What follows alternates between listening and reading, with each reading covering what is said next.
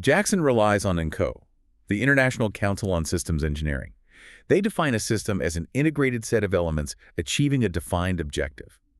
But the crucial part, the part that trips people up, is what it includes: people, facilities, and processes. Yeah, traditional engineering education often isolates the machine. Right. You calculate the lift over the airfoil and call it a day. Right. But in SE, the system boundary is drawn much wider. The system isn't just the aluminum tube at 30,000 feet. It's the whole ecosystem. Exactly. It includes the pilot flying it, the maintenance crew turning wrenches on the tarmac, the training simulators, ground support equipment, and the manufacturing processes used to build it. Yes.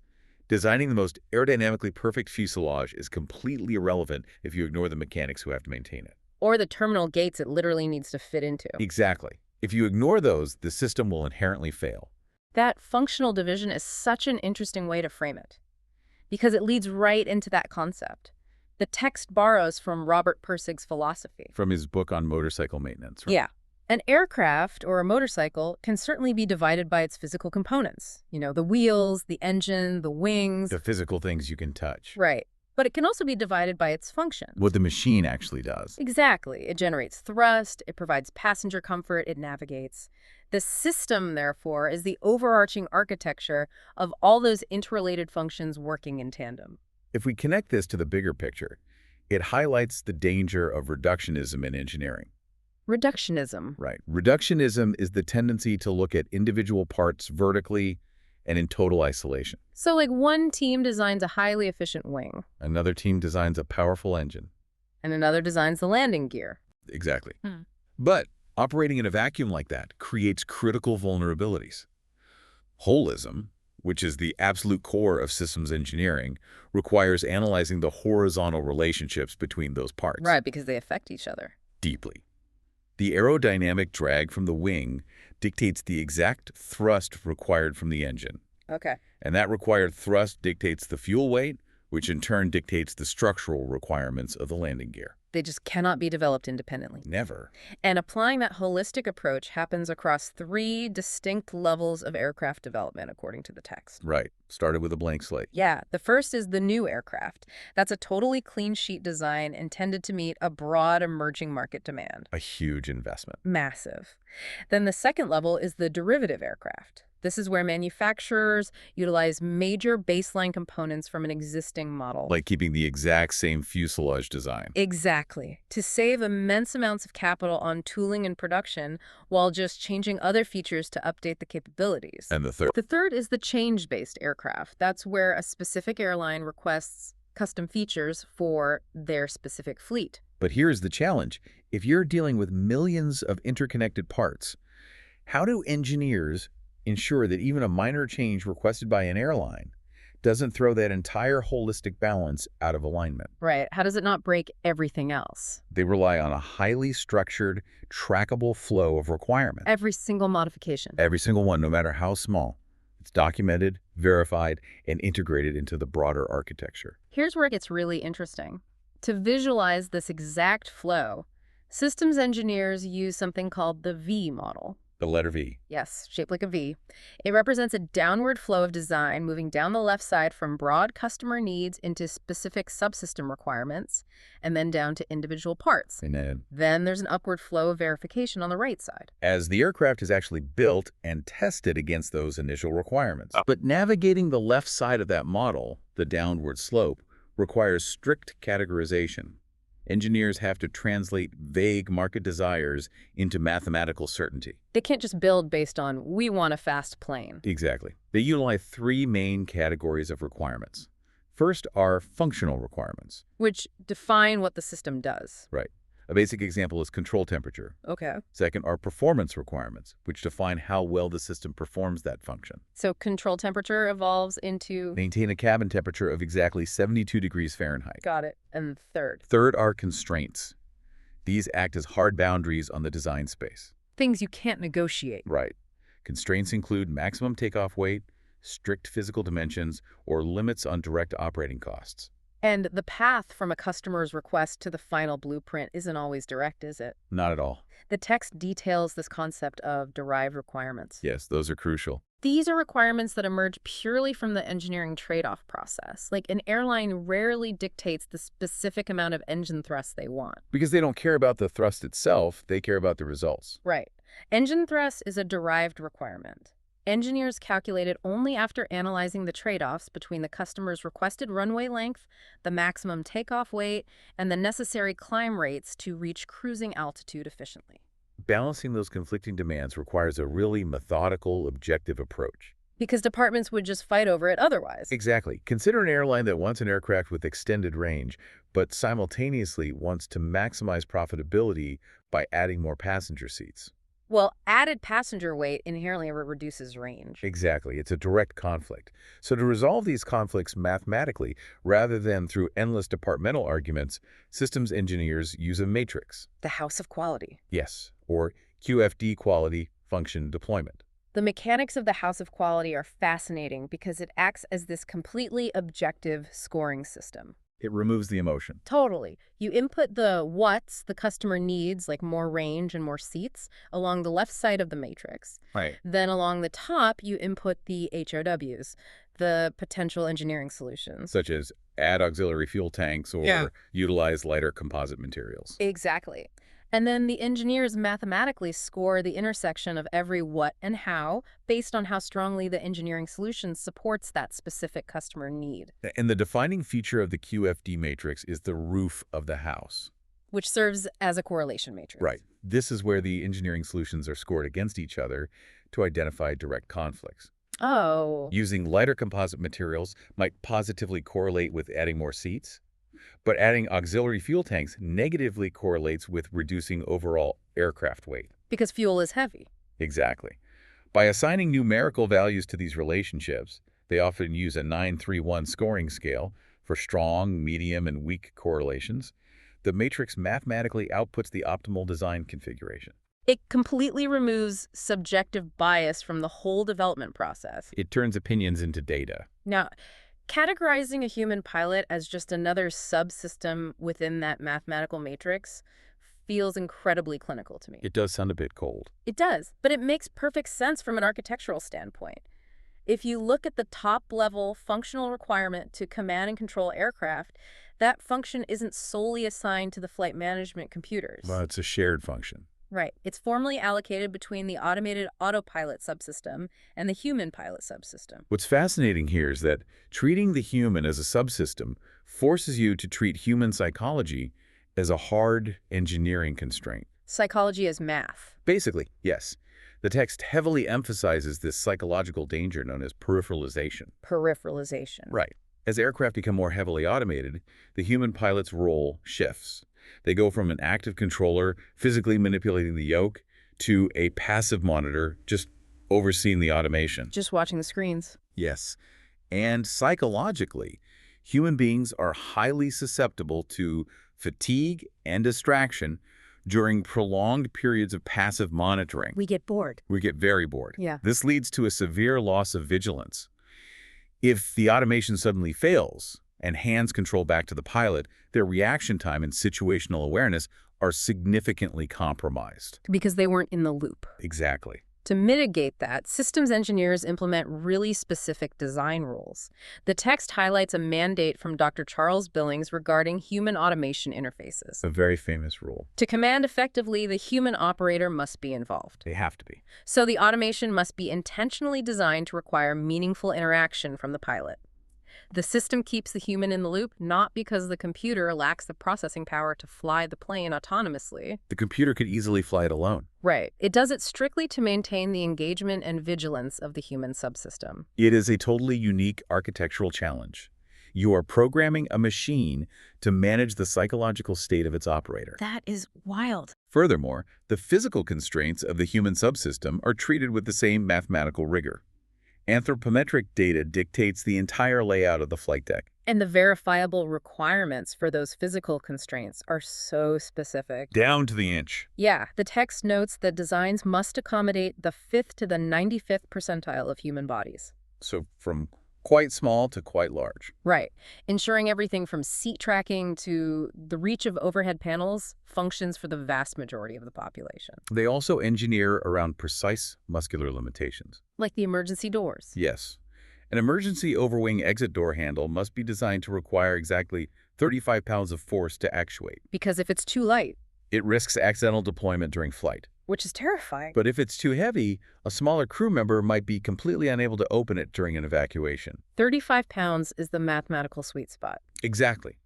They even constrain the design for the maintenance crews. Right. Certain line replaceable units are designed so a mechanic can remove and install them purely by feel or touch. Anticipating those scenarios where the mechanic has to reach into a confined, totally unlit access panel inside the wing. And anticipating those scenarios is critical because commercial aircraft operate within incredibly hostile environments. The engineering parameters extend way, way beyond standard turbulence or, just bad weather patterns. The environmental constraints require robust technical solutions.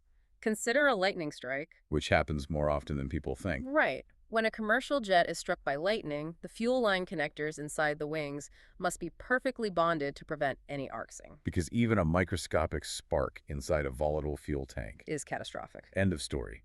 So to counter this, engineers implemented a derived requirement utilizing nitrogen-enriched air, or NEA. It's a brilliant system. The system actively pumps NEA into the fuel vapor regions of the tanks as they empty, right? Displacing the oxygen, neutralizing the environment, and rendering combustion impossible. No oxygen, no fire. Exactly. Another severe environmental hazard is volcanic ash, Oh, yeah. which became a huge global focus following the 2010 Eyjafjallajökull eruption in Iceland. That grounded flights everywhere. It did. Volcanic ash consists of microscopic, jagged glass and rock particles. It can cause catastrophic engine failure by literally melting and fusing to the turbine blades inside the engine. Just choking the engine out. Yes. So in response, systems engineers integrated solutions like the Airborne Volcanic Object Identifier and Detector, The avoid system. the AVOID system. It uses infrared technology to identify ash concentrations far ahead of the aircraft, providing the pilot with the necessary data to alter their flight path before they hit it.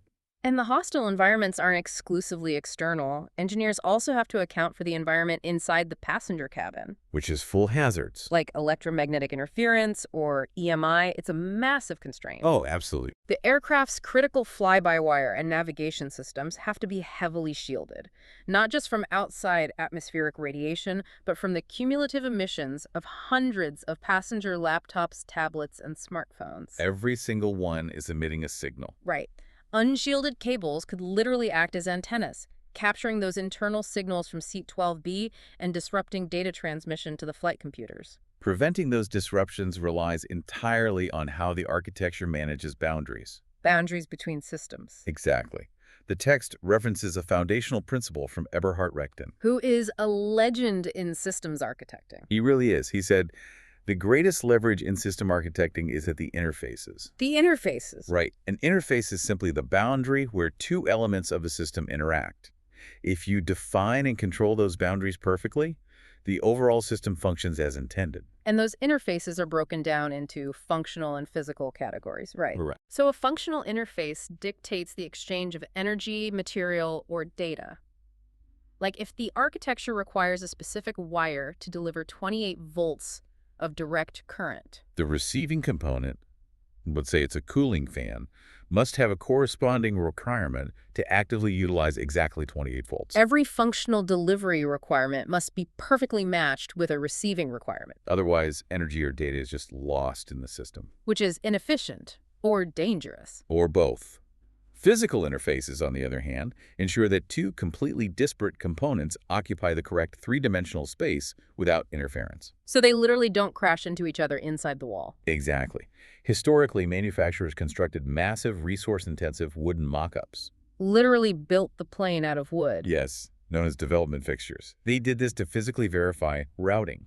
They needed to see with their own eyes if a hydraulic line would clash with an electrical bundle. But the text explains how those physical mock-ups have been entirely superseded by the EDF. The electronic development fixture. Right. It acts as a comprehensive three-dimensional digital twin of the aircraft. It's all in the computer now. Engineering teams can reserve specific spatial zones for their subsystems within the EDF.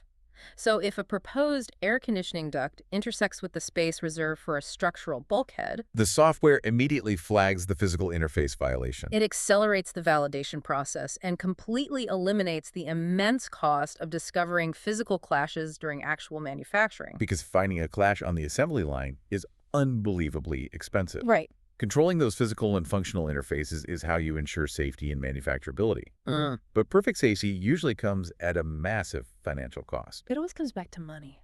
It does. Which brings us to the next critical constraint engineers face. Mm. Economics. Cost is not viewed as a byproduct of the design process. It's not an afterthought. Not at all. Yeah. It is treated as a strict, quantifiable engineering constraint from the very beginning. And a massive factor in controlling that cost is maintainability. Specifically measured through metrics like MTBF and MTBUR. Let's break those down. Okay, MTBF is mean time between failures. And MTBUR is mean time between unscheduled removals. Because for an airline, an unscheduled removal is a total logistical nightmare. It's the worst-case scenario. It means a component has failed unexpectedly, grounding the aircraft at the gate, displacing hundreds of passengers, and cascading delays throughout the entire network. It costs a fortune. So the ultimate goal outlined in the text is for systems engineers to design architectures where MTBF and MTBUR are exactly equal. Which is a profound shift. It implies parts only ever leave the aircraft during planned, routine maintenance intervals. Right. To achieve this shift from reactive to predictive maintenance, modern aircraft rely heavily on BITE. Built-in test equipment. Yes, BITE fundamentally changes the maintenance paradigm. Instead of a mechanic manually inspecting every valve or sensor, The system runs continuous self-diagnostics. it's analogous to the diagnostic systems in modern cars, but, exponentially more complex. Exactly. The aircraft monitors the performance degradation of its own components. So it knows when it's getting tired. Basically, yes. Right. It alerts the maintenance crew that a specific actuator is operating at a reduced efficiency and will likely fail within a specific number of flight cycles. Allowing them to replace it before an unscheduled removal ever occurs. Before it grounds the plane. That predictive capability ties directly into the direct operating cost, or DOC. DOC is everything for an airline. And as a constraint, DOC operates as an economic blueprint. Systems engineers allocate highly specific maintenance and fuel consumption budgets all the way down to the subsystem level. It's heavily compartmentalized. Like, the team designing the environmental control system is given a strict allocation for exactly how much their system is allowed to cost in daily upkeep and energy draw. And if their proposed architecture exceeds that allocation, They must return to the drawing board. they have to redesign it. Meeting those aggressive DOC and performance constraints requires an intense period of innovation known as the synthesis phase. Synthesis. Synthesis is where engineers evaluate advanced technologies and alternate architectures to see if they can satisfy the requirements more efficiently than a traditional design. The technologies evaluated during synthesis are remarkable. The text details the blended wing body, or BWB architecture. Which looks like science fiction. It really does. Instead of a traditional cylindrical fuselage with attached wings, the BWB resembles a manta ray, seamlessly blending the wing and the body. It radically reduces aerodynamic drag. Right, offering massive reductions in fuel consumption and simultaneously increasing interior payload capacity. Another transformative technology evaluated during synthesis, which is now an industry standard, is fly-by-wire, or FBW. FBW replaces the heavy, complex mechanical pulleys and hydraulic lines with electronic interfaces and digital signals. But fly-by-wire doesn't just reduce weight. No. It enables an unprecedented level of system safety through flight envelope protection. This is such a cool concept. It really is. Because the pilot's inputs are processed by the flight control computers before reaching the actual control surfaces, the system can be programmed to physically prevent the aircraft from exceeding its structural or aerodynamic limits. So if a pilot attempts a maneuver that would stall the aircraft or overstress the airframe, The computer simply intervenes. It limits the pitch or bank angle to the maximum safe threshold, it effectively creates an invisible boundary that the pilot just cannot cross. neutralizing human error in extreme situations. It does. But we have to make a vital distinction here between safety and resilience. That's a great point. Envelope protection is a safety feature. It is designed to prevent a known failure mode, like an aerodynamic stall. Right, a known mode. But resilience is the system's ability to withstand and recover from entirely unexpected, completely unmodeled disruptions. Things the engineers didn't predict. Exactly. Safety is operating within predefined rules.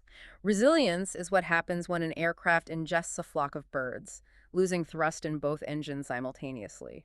And the holistic system, including the training, the interfaces, and the human pilot's critical thinking, must adapt rapidly to glide that aircraft to a safe recovery. So what does this all mean? The core takeaway is that the next time you board a commercial flight, look at the precise shape of the cabin, note the placement of the emergency exits, and consider the digital architecture processing every command. None of it is accidental. None of it. You are sitting inside a marvel of holistic systems engineering. Truly. The physiological limits of the human pilot, the exact direct operating costs of the airline, and the aircraft's ability to survive lightning strikes, volcanic ash, and internal electronic interference. They have all been meticulously calculated, weighted, and balanced within a massive mathematical matrix. It demonstrates the profound capability of structured, holistic engineering. But analyzing the trajectory of these advanced technologies really raises an important question. What's that? Well, we discussed Dr. Billings' rule, that the human pilot must remain involved to avoid peripheralization. Right, because the system relies on human vigilance for ultimate resilience. The human is the final backstop when the totally unexpected occurs. But as artificial intelligence and advanced sensor fusion continue to evolve at this rapid pace, could we reach an inflection point where the most resilient system architecture actually removes the human pilot entirely? Oh, wow. Think about it. If a machine learning system becomes capable of adapting to unmodeled disruptions, like dual engine failure or severe structural damage, faster and more accurately than a human operator, Will the future of systems engineering reclassify the human strictly as cargo? will the era of the human serving as the command and control subsystem eventually come to a close? That is an incredible, slightly terrifying concept to leave you with. Imagine boarding a commercial jet entirely devoid of a cockpit, relying on a perfectly integrated autonomous architecture from nose to tail. Just letting the system fly. Just something to critically evaluate the next time you're waiting at the terminal. So wait, if you design an aerodynamically perfect aircraft, Yeah.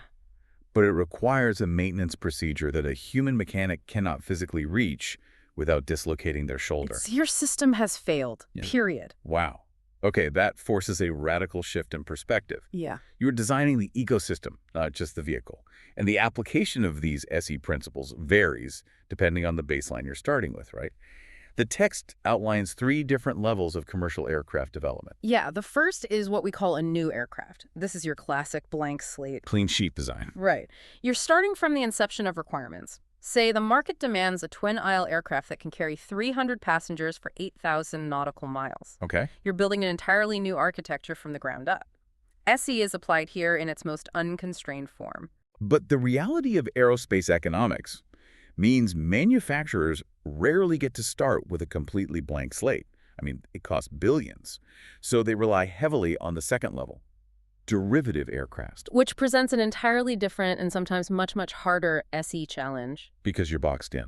Exactly. With a derivative, you use major components of an existing aircraft, the same basic airframe or wing box, but you develop it to meet new requirements. Like stretching a fuselage to add 50 more seats. Right, and you aren't just adding a plug of aluminum when you do that, you are fundamentally altering the center of gravity. Which changes the whole physics of the plane. Yeah, that changes the moment arm, which means you might need a larger vertical stabilizer, which means you need to reevaluate the hydraulic actuators that move the rudder, which... Changes the electrical load profile. Exactly. You are synthesizing new solutions while being strictly constrained by an existing architecture. You're forcing new physics into an old footprint. That sounds like a nightmare. Yeah. And in the third level, change-based aircraft. This seems like it would be the easiest, just tweaking things, but I imagine it still requires massive oversight. It does. These are customized configurations for specific airline customers. Like a new first-class cabin. Yeah, even seemingly minor modifications, say an airline requests a radically different cabin layout with heavier lie-flat pods, or a new Hydra in-flight entertainment system. Everyone wants screens in the seats. Right. That requires the exact same SE rigor. You have to run the models to ensure that modifying the electrical load for a new galley array doesn't somehow compromise the redundant power available to critical fly-by-wire avionics. Oh, wow. Yeah, especially during like a single-engine operation scenario. So regardless of whether we're designing a clean sheet jet or just upgrading the coffee makers, We need a standardized way to map out this system. And Jackson makes a vital distinction here between a concrete system and an abstract system. Right. A concrete system is the physical reality. It's the machined titanium landing gear strut. It's the physical carbon fiber fan blade you can touch. But long before you can fabricate that, You have to create an abstract system. which is basically a mental and mathematical model, right? Yeah. A way to create logical buckets to sort the millions of requirements into. And the commercial aviation industry has standardized these buckets using the ATA, the Air Transport Association Specification 100 Index. Yeah, the ATA index provides this industry-wide standardized taxonomy. You break the aircraft down into logical segments. What do those buckets look like? Well, you have the environmental segment, which houses air conditioning and cabin pressure. The avionics segment for navigation and communication. Electrical interiors. Right. Mechanical, which covers flight controls and landing gear, propulsion. The auxiliary segment for things like the APU, and the airframe itself. So by structuring the abstract model this way, an engineer working on, say, leading-edge ice protection knows exactly where their subsystem fits within the environmental bucket. And mathematically how it ladders up to the whole aircraft. But knowing the buckets isn't enough. We have to figure out what the aircraft is actually supposed to do, which moves us into functional analysis. This is the bedrock of early SE. A function is an action. In SE terminology, it's always expressed strictly as an active verb and a noun. So, generate power. Yes. Provide lift, control attitude. I want to highlight what is notably missing from those phrases. A true function never names the physical element that will execute it. You don't say, the turbine engine generates power. The moment you say turbine engine, you haven't written a function, you've locked yourself into a design solution. Ah, right. By stripping away the hardware and only defining the action generate power, you preserve the entire design space. Maybe the power will come from a geared turbofan, maybe the hydrogen fuel cell, or a solid-state battery array. So functional analysis prevents the engineering teams from prematurely committing to a specific technology. Exactly, before they understand the holistic needs of the aircraft. To map out every single action the aircraft must perform, Jackson relies on the Perform Air Transport Mission Matrix. It's a massive three-dimensional grid. Let's build it out for the listener. Okay. Dimension 1 is operational phases: pre-flight, takeoff, climb, cruise, descent, post-flight. Right.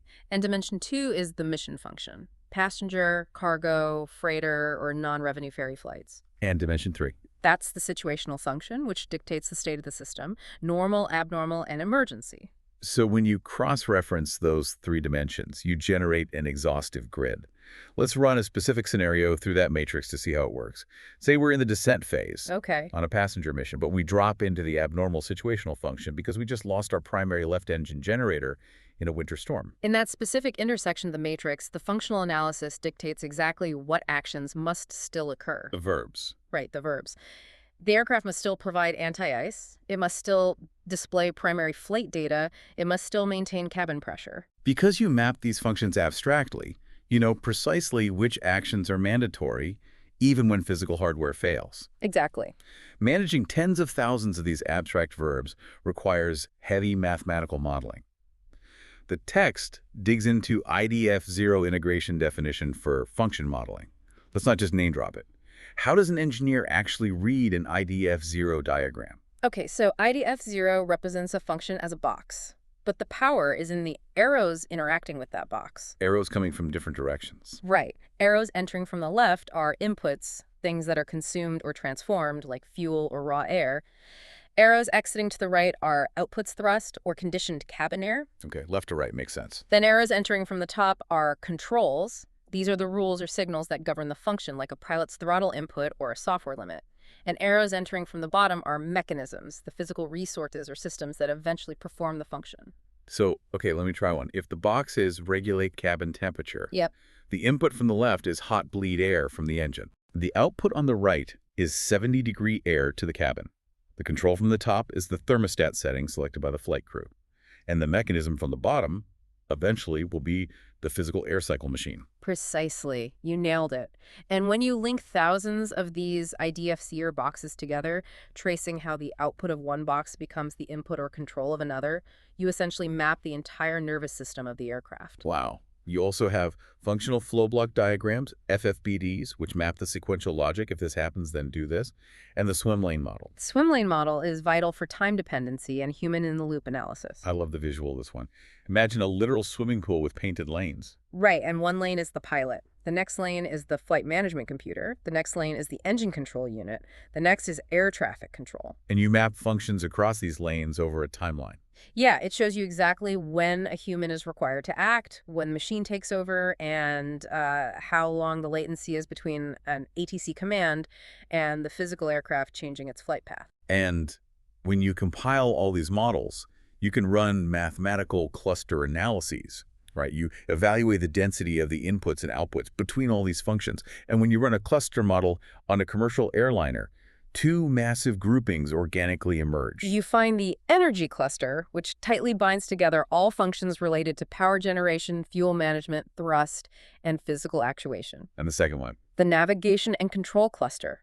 That links communications, spatial guidance, and flight control software. This clustering just proves that an aircraft is highly coupled.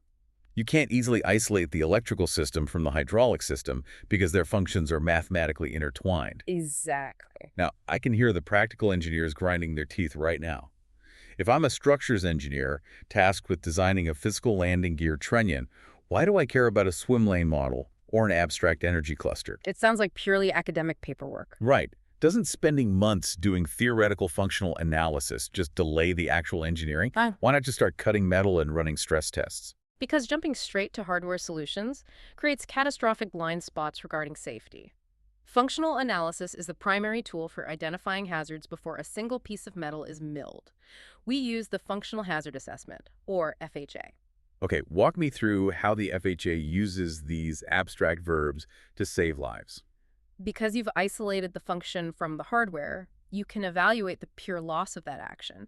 You ask, what is the severity to the aircraft if the function provide flight control pitch is completely lost during the takeoff phase? Well, the answer, obviously, is catastrophic. Right.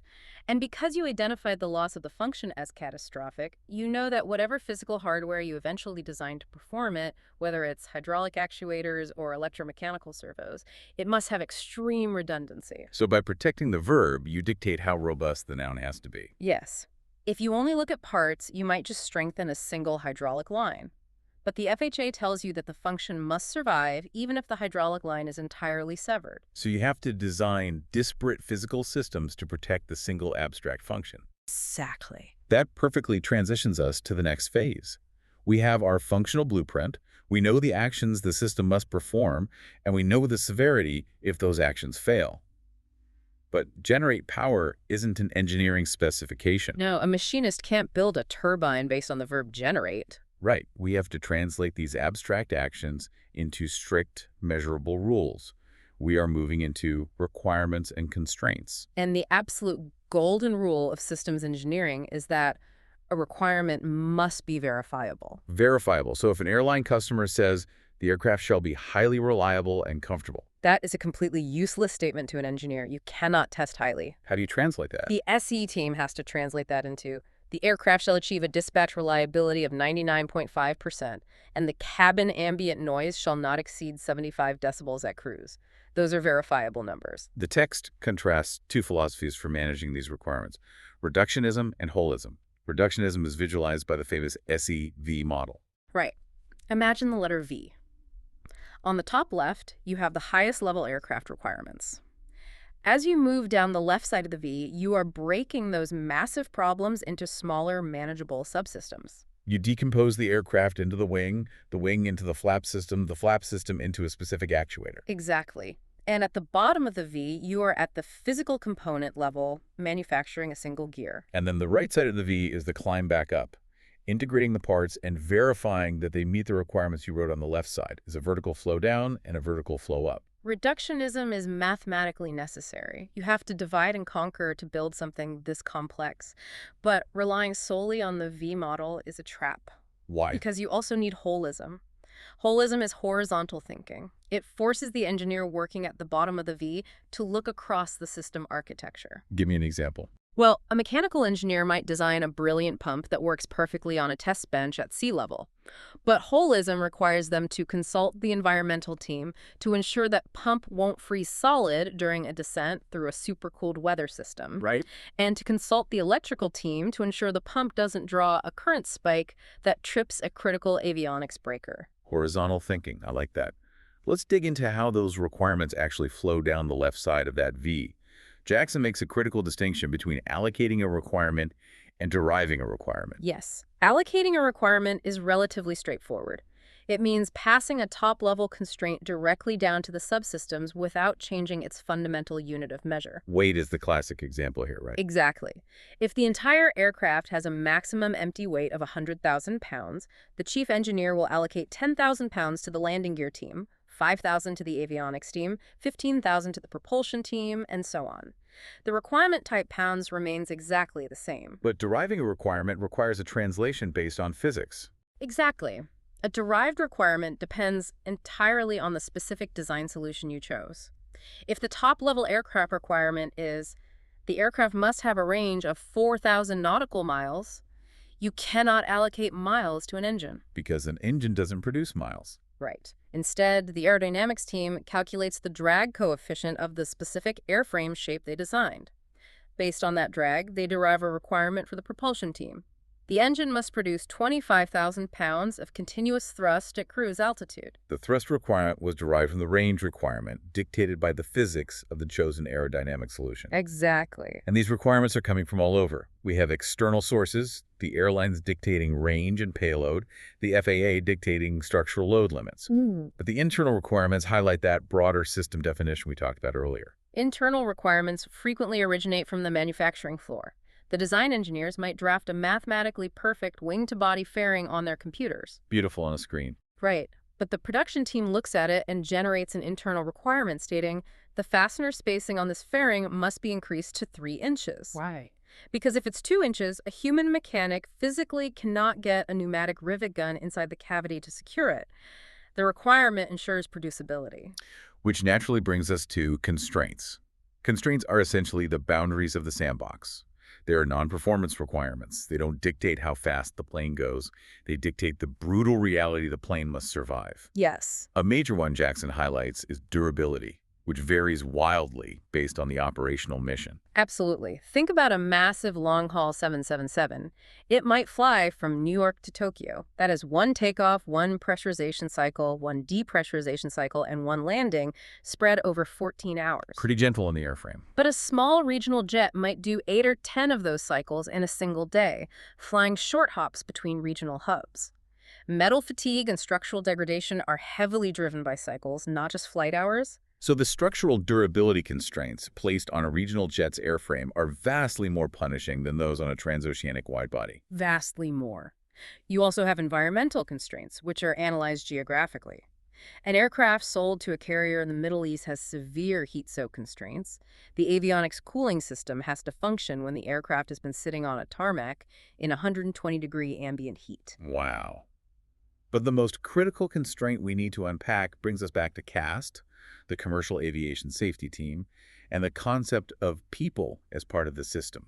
Historically, engineers viewed the human pilot as outside the machine. The engineer's job was to build a perfect machine, and if it crashed, well, it was pilot error. But massive data analysis by organizations like CAST revealed that human deviation from standard operating procedures was accounting for a huge percentage of aviation incidents. You can't just throw up your hands and blame the human. If the human is part of the system and the system failed, the system design is flawed. That is a profound shift. It really is. This realization elevated human cognitive and ergonomic limitations to critical system constraints. The engineering question shifted. It is no longer just, does the warning system detect an engine fire? What is it now? It is now, how much auditory and visual information can a pilot process during the massive stress of a dual engine failure? Are they getting overwhelmed? Exactly. Are the alerts prioritized so the pilot isn't bombarded by 50 flashing lights simultaneously? Are the physical switches on the overhead panel shaped differently, say a round knob for hydraulics and a square toggle for electrical, so a pilot can identify them purely by touch in a cockpit filled with smoke? You're engineering the interface between the human mind and the machine just as rigorously as the physical interface between the wing and the fuselage. Yes. Speaking of interfaces, managing the interface web is a massive part of SE. Jackson splits them into physical and functional interfaces. Physical is easy to visualize. Do bolt holes on the engine pylon line up with the bolt holes on the wing? But functional interfaces are where the real complexity lies. He uses the term antecedent. An antecedent is a precise way of defining a functional dependency. If System B relies on an output from System A to perform its function, that required output is the antecedent. Give me a concrete example. Let's look at the environmental control system, System B. It needs to chill the cabin air. To run its compressor, it has an antecedent requirement for exactly 29 volts of continuous direct current from the electrical system A. If the system's engineers do not rigorously document that antecedent, the electrical team might design a highly efficient generator that only provides 24 volts because nobody officially told them System B needed 29. To track this massive web of thousands of antecedents, engineers rely on interface control drawings, ICDs, and N2 diagrams. I want to linger on N2 diagrams because they sound incredibly abstract, but they are visually brilliant. An N2 diagram, N squared, is a matrix representation of physical or functional interfaces. Imagine a large grid. You list all your subsystems diagonally down the matrix, from the top left corner to the bottom right corner. Okay, I'm picturing a spreadsheet.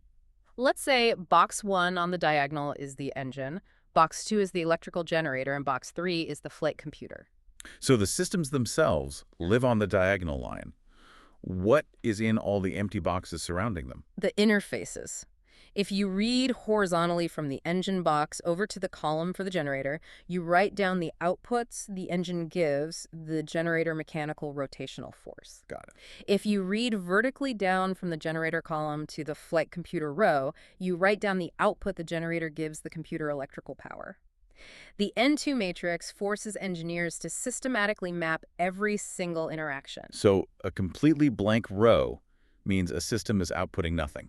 Which is a huge red flag. Why is it even on the airplane? And a highly congested column means a system is heavily dependent on everything else, which is a critical vulnerability. Precisely. And who is managing all these interfaces? I like to think of the ownership of interface verification like bubbles in a glass of champagne. Oh, I like that. Let's say you have an air supply manifold that interfaces with an air distribution duct. They are both deep down at level 3 of our abstract hierarchy, completely contained inside the environmental control system bucket. The manager of the ECS team owns that interface. They verify it. Right. But what if that air supply manifold connects directly to the broader aircraft electrical bus? That's a level 2 interface crossing between major buckets. The responsibility for verifying that connection bubbles up to the next managerial level, all the way to the chief aircraft program manager. The higher the systems cross, the higher the verification responsibility bubbles up. That is an incredibly accurate analogy. The chief program manager must own the highest level interfaces because they are the only person with the authority to force a compromise. Because the teams will fight. Oh, they will. If the electrical team and the environmental team are deadlocked over an interface constraint, only the chief engineer can break the tie. All right, we've mapped the functions, we've written the verifiable requirements, we've set our constraints, and we've mapped the interfaces. We finally get to start building. We are moving into section 3, forging the machine. Yes. This is the process of synthesis, where abstract math becomes a physical machine. Synthesis begins at the absolute top level with initial concept sizing. You sketch out the basic aerodynamic shape and physical footprint, but you don't just proceed with the first drawing. Right. That concept must undergo exhaustive trade-off studies. You evaluate multiple architectural configurations against a primary figure of merit. The ultimate scorecard.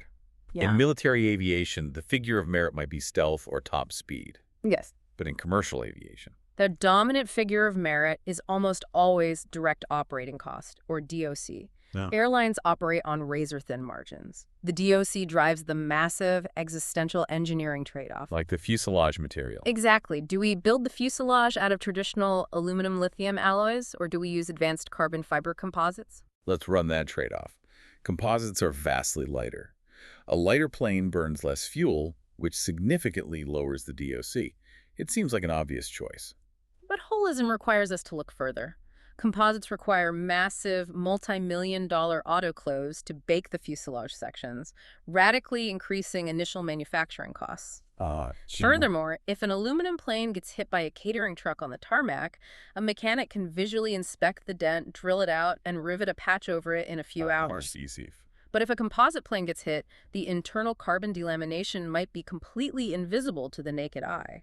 It requires ultrasound inspections and highly complex, time-consuming resin patching. Which increases maintenance downtime, which raises the DOC. The SE synthesis process uses intense stochastic modeling to find the exact configuration that yields the lowest overall DOC over the 30-year lifespan of the fleet. And to ensure they aren't just building a cheap plane that airlines hate, they use a tool called QFD quality function deployment. This involves building a house of quality matrix. The house of quality is a fascinating translation tool. It literally looks like a house. Okay, paint me a picture. On the left wall, the y-axis, you list the customer's desires, the what's. We want more passenger headroom. We want lower cabin noise. We want larger overhead bins. Okay, the what's. On the ceiling, the x-axis, the engineers list the technical parameters, the hows, fuselage diameter, insulation blanket thickness, floor beam depth. You then plot the correlations in the middle of the room. A deeper floor beam negatively impacts passenger headroom. Exactly. But the most important part is the roof of the house. The roof maps the engineering parameters against each other to highlight conflicts. So if the engineers decide to make the insulation blankets thinner to increase passenger headroom, they plot that on the roof. But weight-thinner insulation mathematically correlates to an increase in cabin noise, which violates another primary customer, what? The House of Quality forces the engineering teams to mathematically balance competing desires before they freeze the architecture. Yes, it prevents nasty surprises later. Once that top-level architecture is frozen, we push down into subsystem synthesis. This is where individual teams start finalizing their hardware. Jackson highlights specific philosophies driving these segments. In avionics, synthesis has evolved into the dark cockpit philosophy. This is the direct engineering solution to the human cognitive constraints we discussed earlier. In a 1970s airliner, every single valve and pump had a dedicated physical gauge and a light, and they were always illuminated. Just a wall of dials. It was complete cognitive overload.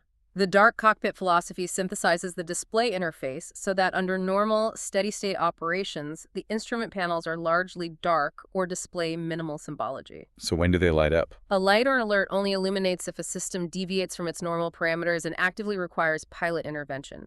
It relies on the computer to monitor the mundane, freeing the human mind to manage the mission. That's brilliant. In propulsion synthesis, you are trading off manual throttle linkages versus full authority digital engine control, or FADC. In the airframe segment, synthesis is entirely focused on sustaining aerodynamic lift and resisting inertial loads.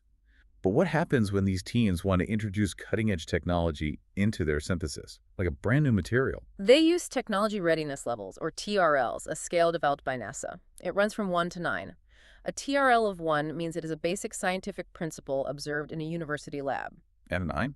A TRL of 9 means the technology has been successfully flown on an operational mission in a real environment.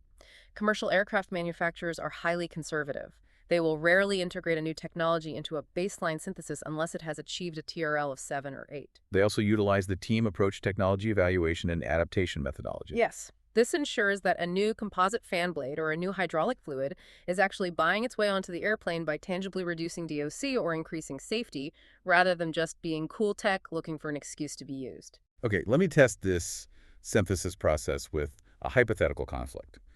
Say the propulsion team is absolutely obsessed with fuel efficiency. They realize that if they build a massive, ultra-high bypass engine fan, they can achieve incredible fuel savings. Okay. But that fan is so large it conflicts with the airframe team's aerodynamic ground clearance constraints, forcing the mechanical team to design a massively long, heavy, and complex landing gear to keep the engine from scraping the runway.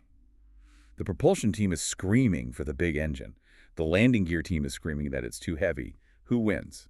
This scenario is the exact reason the chief systems engineer exists, and it perfectly illustrates the mortal danger of local optimization. Local optimization. If you let the propulsion team completely optimize their engine in a vacuum, a local optimum, They will build that massive fan, but the cascaded effects, the immense weight of the lengthened landing gear, the extra drag from the larger engine nacelles, might mean the overall aircraft actually burns more fuel. A locally perfect subsystem degrades the total system.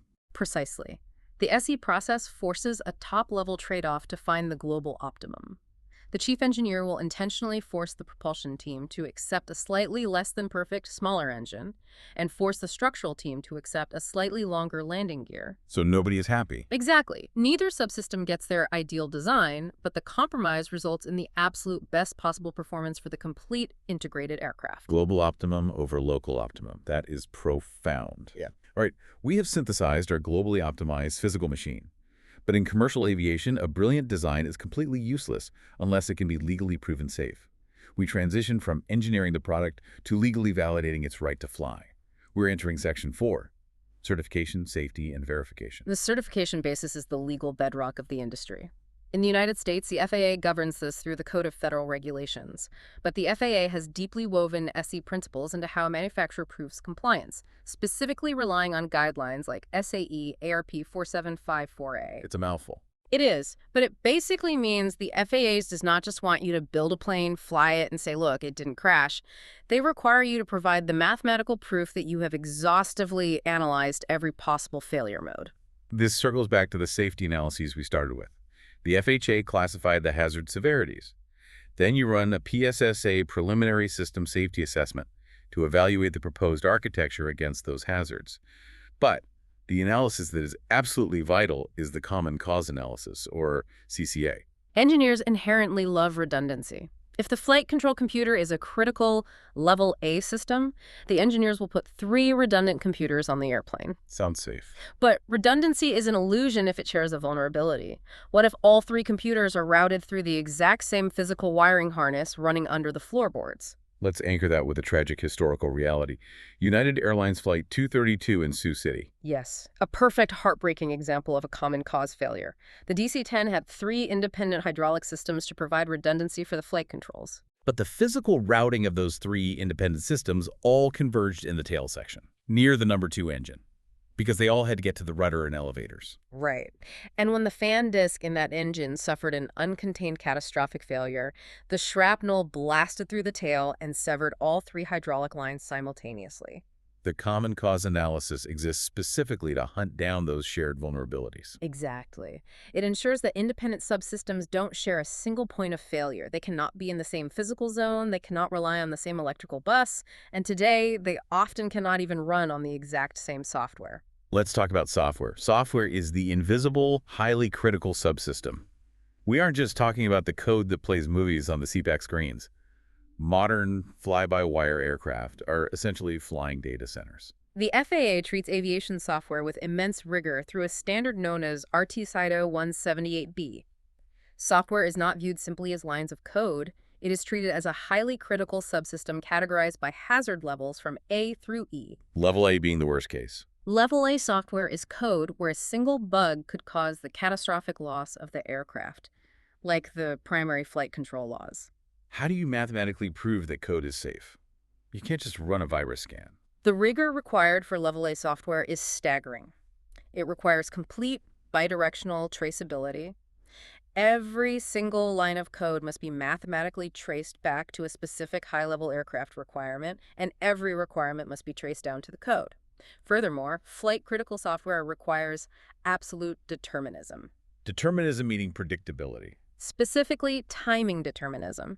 On your home computer, if you open a large spreadsheet, the mouse might freeze for a fraction of a second while the processor thinks. That is non-deterministic. Okay, but in an airplane? In an aircraft, if the pilot pulls back on the side stick to pitch the nose up, the software must calculate the control surface deflection in the exact same amount of milliseconds every single time, without fail, regardless of what else the computer is simultaneously processing. It can never freeze to think. No. So the software is written, the hardware is built. Now we have to prove it all works. This is V&V, verification and validation. They are used interchangeably in common parlance, but in SE they mean entirely different things. The distinction is a core tenet of SE. Verification answers the question, did we build the aircraft right? Does the physical machine perfectly match the exact specifications, tolerances, and requirements we mapped out on the right side of the V model? And validation. Validation, on the other hand, answers the question, did we build the right aircraft? Give me an example of how those diverge. You could build a supersonic transport plane. You meticulously verify that it meets every engineering requirement. It flies at Mach 2, the cabin pressure is stable, the engines perform flawlessly. You perfectly verified the machine. But if it burns so much fuel that an airline has to charge $10,000 a ticket and it only holds 20 passengers, no airline will buy it. You failed validation because the system does not meet the customer's actual operational and economic needs. Verification is about engineering accuracy.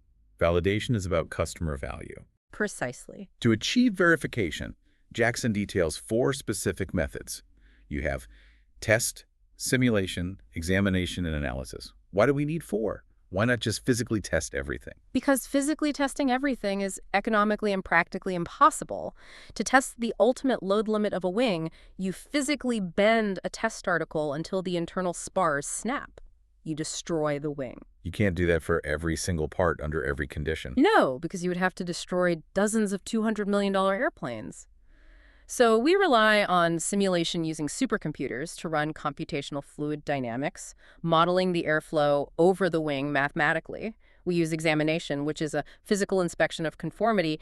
Did the mechanic actually install the specific bolt required by the drawing? And then there's analysis, which includes a fascinating method called verification by similarity. I look at similarity like establishing legal precedent in a courtroom. No, how? You don't have to reprove the fundamental law of gravity every single time you go to trial. If you can prove to the FAA judge that the newly designed hydraulic pump you want to use operates in the exact same physical environment, under the exact same fluid pressures, and subjected to the exact same vibrational stresses as a pump that has been flying safely on an older aircraft model for 10 years. You can use the historical operational data of the old pump to verify the new one. That is spot on. It is an incredibly powerful tool that saves manufacturers millions of hours in redundant testing.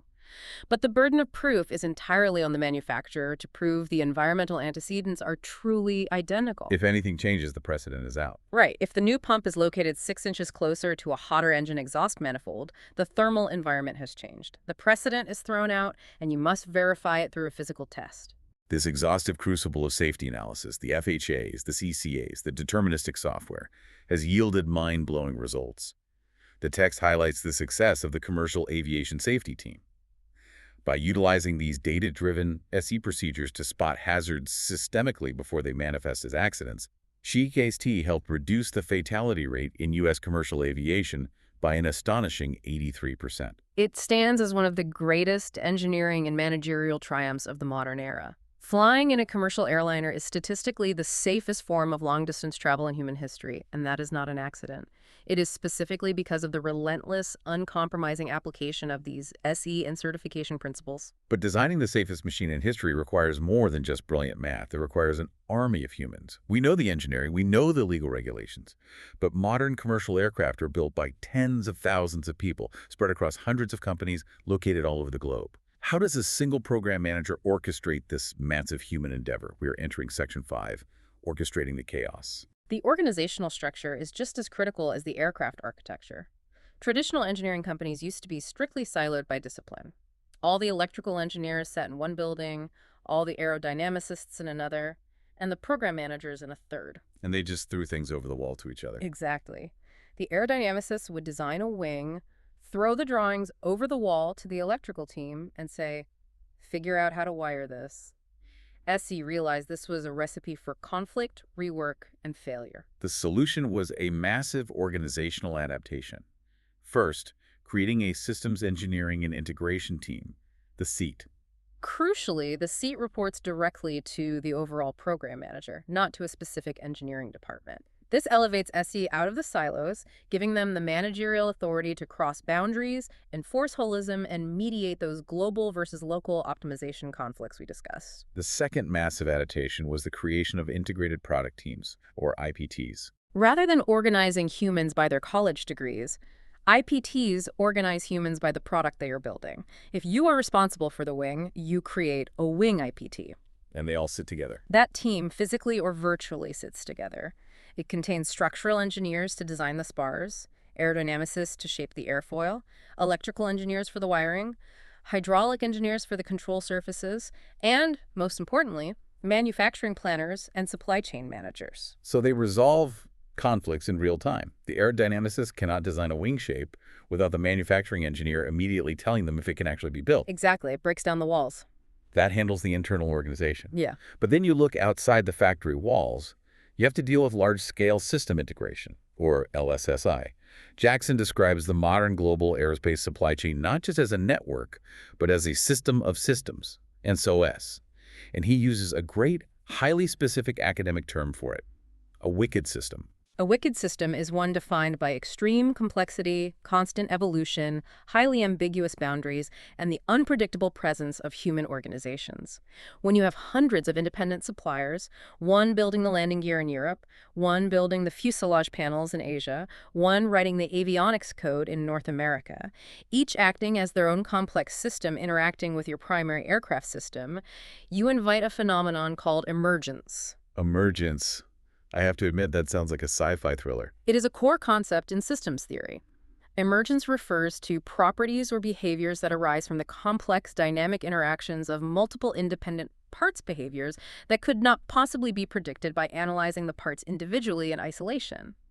In a biological system, consciousness is an emergent property of neurons. But in an aerospace supply chain. In an aerospace supply chain, emergence is usually highly detrimental. Give me a real-world example of supply chain emergence. Look at the early development delays of major modern composite airliners like the 787 Dreamliner. The developer relied on a massive, globally distributed supply chain. A tiny miscommunication regarding the tolerance of a fastener hole 3 tiers down the supply chain, a subcontractor to a subcontractor, doesn't just result in a bad bolt. It cascades. Through emergence, that minor error cascades. The subassembly doesn't fit the major assembly. The major assembly arrives at the final integration facility in Seattle and physically cannot be joined to the fuselage. The assembly line halts.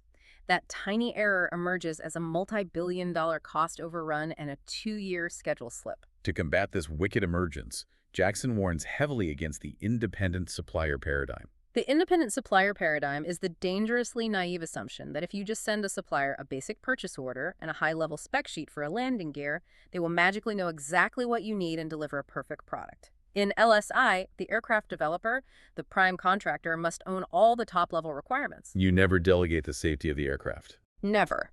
You only delegate strict, derived subsystem-level specifications. And you don't just trust the supplier, you must rigorously enforce conformity checks. You embed your SE models into their engineering departments to ensure they are building exactly what you simulated in your holistic aircraft architecture. Okay, let me play devil's advocate here. If outsourcing to a global supply chain creates so much complexity, so much variability, and this terrifying multi-billion-dollar wicked emergence, why do aerospace manufacturers do it at all? Why not just build every single bolt, every hydraulic pump, and every computer chip in-house, vertically integrated like Henry Ford did 100 years ago? It is a question of financial reality and extreme technological specialization. A modern commercial aircraft is simply too complex, and the required technologies are too diverse for any single corporation on Earth to master them all cost-effectively. They can't do it all.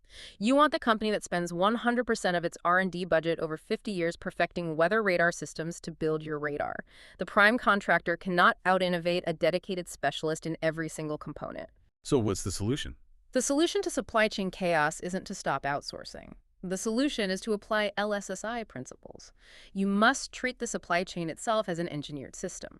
It requires the exact same strict interface management, rigorous specifications, and performance tracking as the physical airplane. Manage the companies like you. Manage the components. Yeah, and the companies like you manage the components. That is the essence of systems engineering right there. We are on the final leg of our journey now. Section 6, beyond safety. We've designed it, certified it, and managed the humans building it. But even with perfect engineering, perfect IPTs, and a perfectly integrated supply chain, the unpredictable will happen.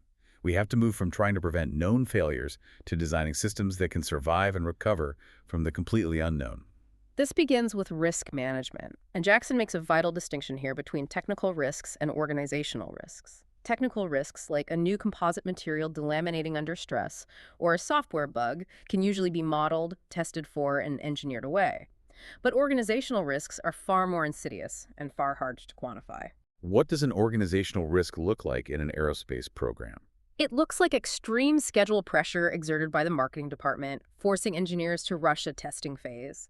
It looks like a corporate culture that punishes whistleblowers, causing junior engineers to hide anomalous test data rather than report it. Or a siloed structure? Right, a rigid communication structure where the software team knows about a flaw but physically has no pathway to communicate it to the hardware team.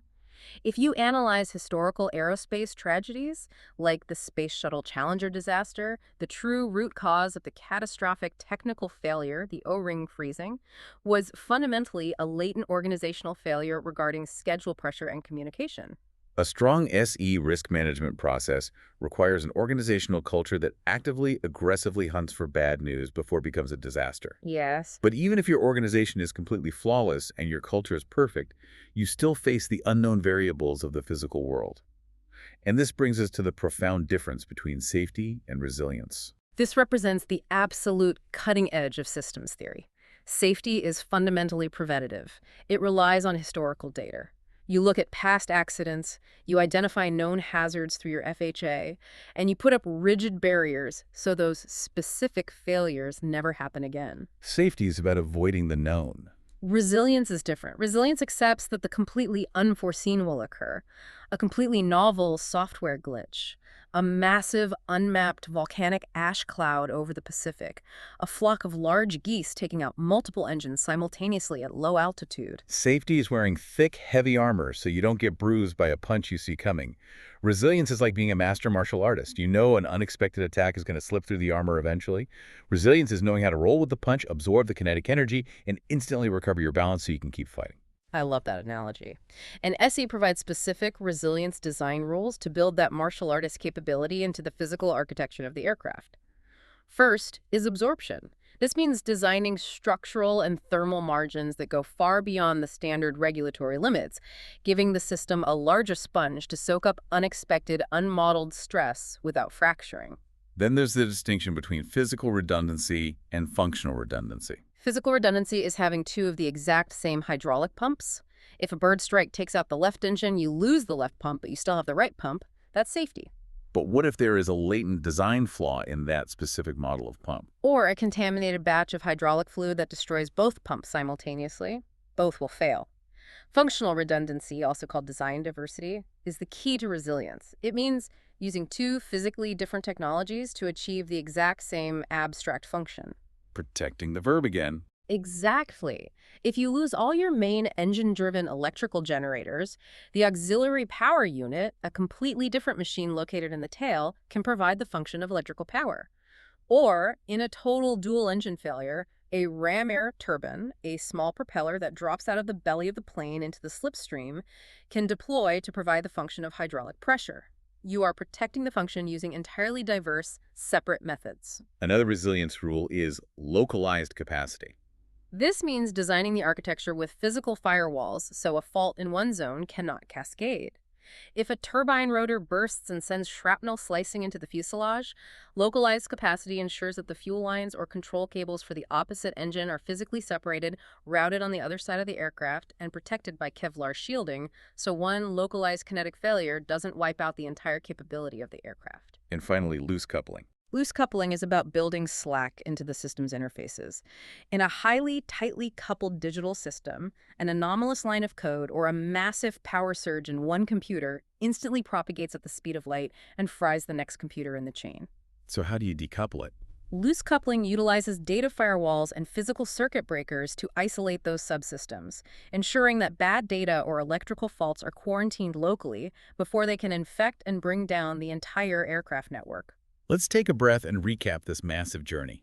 We started with an abstract cluster of functions, verbs and nouns floating in a three-dimensional matrix. We translated those philosophical actions into strict, verifiable requirements and constraints. We navigated the economic and physical trade-offs to synthesize a globally optimized machine. We passed that design through the legal and mathematical crucible of safety analysis and FAA certification. We organized tens of thousands of humans through IPTs and LSSI to manage a global wicked supply chain. And finally, we armored the entire architecture with risk management and functional resilience to survive the unknown. And it should be abundantly clear now that systems engineering is not just administrative paperwork. It is the invisible intellectual framework that makes modern commercial flight possible. It is the connective tissue of the entire endeavor. And that leaves us with a final provocative thought for you to chew on as you continue your graduate studies. Everything we discussed today regarding resilience relies heavily on human beings. Human pilots act as the ultimate resilient backup, rolling with the punches, using intuition to recover when the unexpected happens. But as the aviation industry inevitably moves toward fully autonomous commercial flight and AI-driven pilot systems, how will these traditional SE boundaries hold up? It's the defining engineering question for the next generation. When the critical function of command and control aircraft completely shifts from a human mind to a machine learning algorithm, the swim lane models and the human-in-the-loop resilience rules we rely on today will be fundamentally tested. Can a purely software-driven system ever possess true resilience? Can code replicate the human ability to improvise, to intentionally break standard operating procedures to save the plane, and to recover from a truly unknown, unmodeled scenario? That is a challenge that you, as a future aviation systems engineer, are going to have to solve. And remembering that the aircraft is not one member, but many, your ultimate task will be ensuring that the AI learns to communicate and integrate flawlessly with every other physical and digital member of that incredibly complex body. Thank you for joining us on this deep dive. Keep asking the hard questions, push back against local optimization, and keep looking at the world not just as a collection of isolated parts, but as a complex, beautifully interconnected system. We'll catch you next time.